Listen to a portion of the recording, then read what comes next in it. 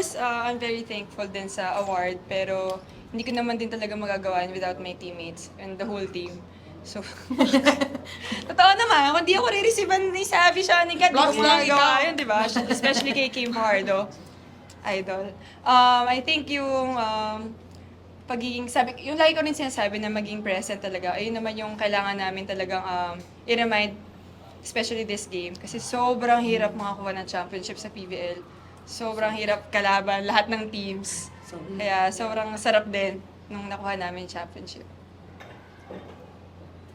Sobrang frustrating talaga siya at the same time na sinabi rin ni Coach kanina na kahit sa lahat ng mga heartbreaks na na-experience namin, hindi pa rin kami tumigil. And I think yun yung nagpapasarap talaga sa championship na to.